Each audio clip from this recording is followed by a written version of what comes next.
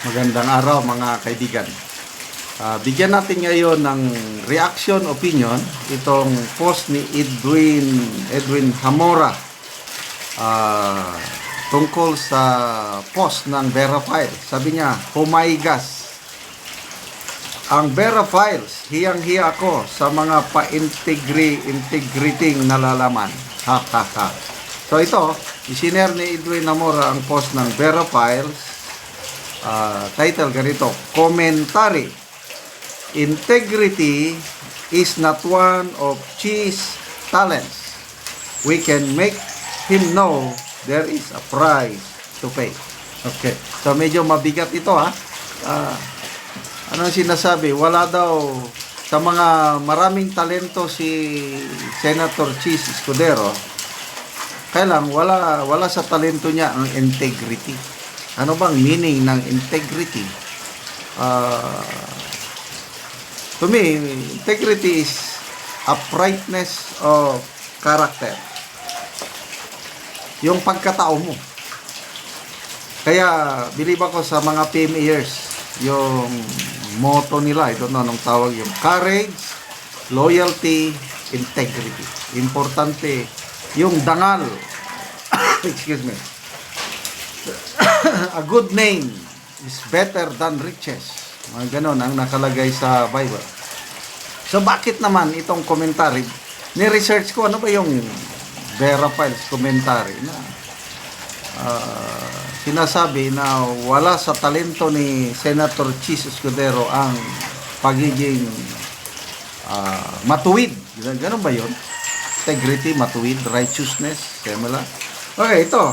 Ni-research ko, ito nga, commentary, the many talents of Chis Escudero. Integrity is not one of Chis talents. We can make him know there is a price to it. May presyo daw mga ginagawa niya. Sinulat ni Antonio G. Montalban II. He is a Europe-based Filipino social anthropologist and heritage activist. Mabigat pala ito.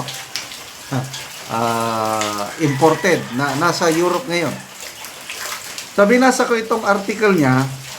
Yan by Antonio G. Montalban II, June 3, 2025. Sabi niya, right from the start, when he opened his mouth at a news conference he gave on the impeachment of Sara Duterte, Chis Escudero already gave us a glimpse of his political persona. First, he is good at making us ordinary citizens dumb, bobo, and dumb-bearer. He said, the Constitution does not say immediately. Yan bang nakalagay sa Constitution na forthright, simulan kaagad. Iniiwasan daw yun ni Escudero. Kaya dinidili-dili niya palagi yung impeachment trial ni BP Sara. So, yon ang una niyang talento. Pwede niyang gawin ang Pilipino magmukhang tanga. Yon ang sinasabi ni Antonio Montalban. Okay, the second talent Chis is good at is word salad. Yung magsalita siya na mabulaklak. Parang balag. Parang nagtutula. Sabi niya dito, listen to him talk monotonous platitudes that only justify his personal positions on issues. Escudero has a very sensitive antenna at which political flavor of the times to align himself with. Okay, isummarize ko na lang, ano daw, abtik, marunong si Escudero, antena, essence niya, isorbe niya, alin ba yung popular, ano yung hindi popular. Kung ano yung popular, doon siya. Ang hindi popular, wag yan. Ganon, para to suit his personal political agenda. Yun ang sinasabi ni Antonio Montalban. So una, sinabi niya sa Corona impeachment trial, napiperceive na ia-acquit niya si CG Corona. Kasi naka-align daw siya kay Vice President Jejomar Binay noon. Kaya lang, later on, the proceedings, biglang na-appoint yung nanay niya, nanay ni Escudero sa government position. Then later on, yun, ang boto niya, conviction. So, kaya itong sinasabi niya na we can make him known there is a price to pay. Ito, opinion lang ito opinion ni Antonio Montalban, sinasummarize ko lang. Next, yung kay panahon ni Gloria Macapagal Arroyo. Nakikita niya na hindi popular sa masa si Gloria Macapagal Arroyo, kaya sinakyan niya yun. Ang CBCP, nanawagan na o in-encourage niya ng CBCP na basta nag-offensive siya against kay Gloria Macapagal Arroyo kasi nga nakikita niya na hindi popular sa taong bayan si GMA. Yan. And then ito ngayon, Duterte. According to Mr. Montalban, kikita niya, lalo na itong result ng election siguro, midterm election, popular ang Duterte. Dahil popular ang Duterte, yun, sinakyan niya na. Kaya iyang mga nangyayari sa impeachment ngayon,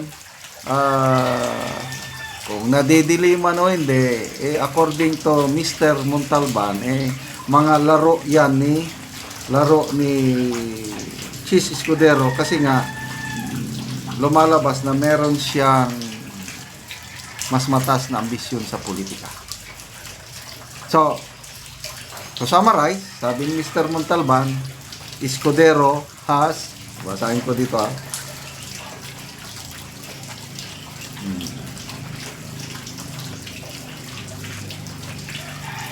he might just learn his lesson in a bitter way. Sabi niya, kill the Senate impeachment trial and see if the people will be docile to Chis Escudero and his conspirators. Integrity is not one of his talents. We can make him know there is a price to it. So ano masasabi nyo? Itong mga moves ni Escudero ngayon. Tingnan natin. Let us to see. Ganyan talaga sa politika. Kung hindi ka marunong maglaro sa politika, hindi ka mag-survive. Hindi ka tatagal. Okay, salamat mga kaibigan sa inyong pagsubaybay sa ating channel. Nakakatulong kayo ng malaki sa Tribong Talandig ng Bukidnon dahil ang channel natin, ang sweldo sa channel natin ito ay pantulong natin sa tribo. Sa ngayon, namimigay tayo ng libreng yero at pako para ma-repair ang sira-sirang bahay ng Tribong Talandig. Panoorin nyo ang video na ito. Karon mauna ni ang atop ni Angkol sa natagaan na mo og yero.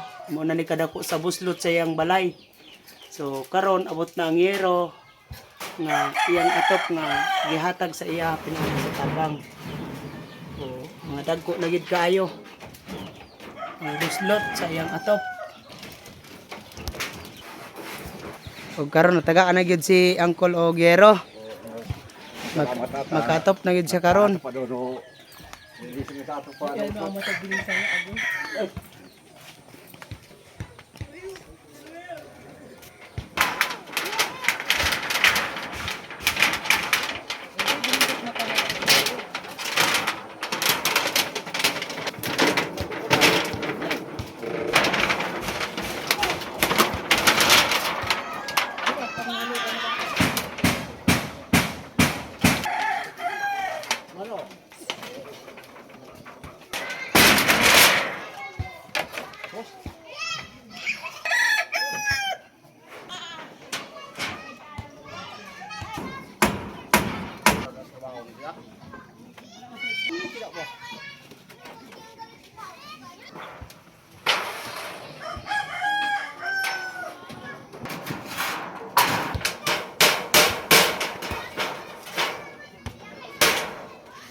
O karon humanagid si ante o katop sa ilang balay.